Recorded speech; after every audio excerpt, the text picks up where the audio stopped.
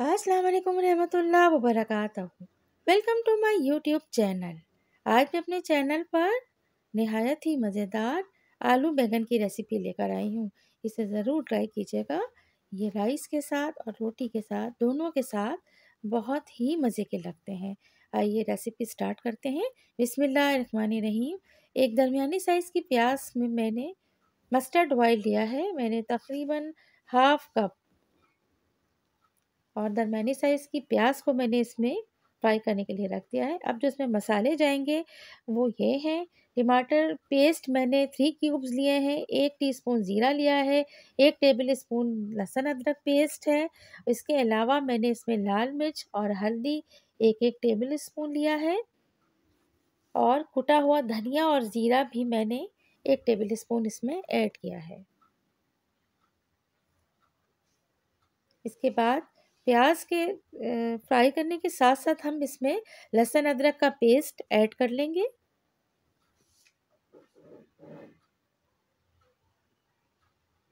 थोड़ा सा पानी ऐड करेंगे ताकि ये थोड़ा सा कुक हो जाए।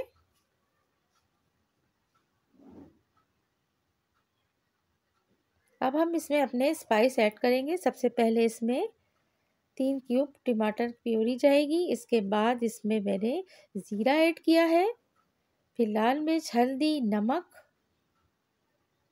और तमाम मसाले इसमें ऐड करके अब इसे अच्छी तरह से हम पका लेंगे।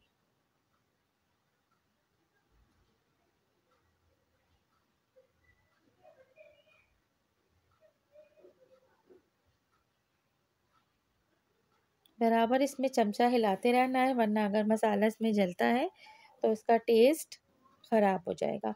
बहुत थोड़ा सा तकरीबन 4 टेबल स्पून इसमें पानी ऐड किया है।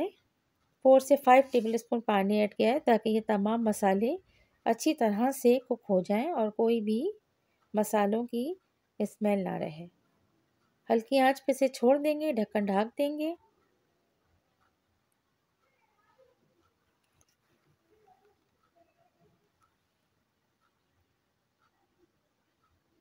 अब इसके बाद इसमें हम सब्ज़ी ऐड कर लेंगे। गोभी और आलू को हमने धो लिया है, धो के काटा है, उसके बाद हमने इसमें ऐड कर लिया है।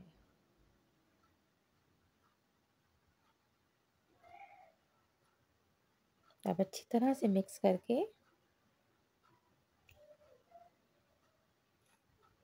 इसे हम गलने तक पकाएंगे।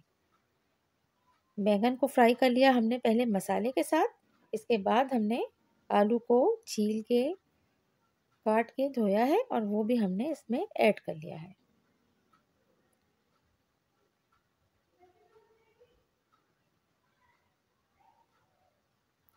अब हम सिर्फ इसमें इतना पानी डालेंगे जितना हमें रिक्वायर्ड है आलू को गलने के लिए। बैंगन तो बहुत जल्दी गल जाते हैं, वो भाप में भी गल जाते हैं अगर उनको हम छोड़ते हैं इसी तरह से रख के।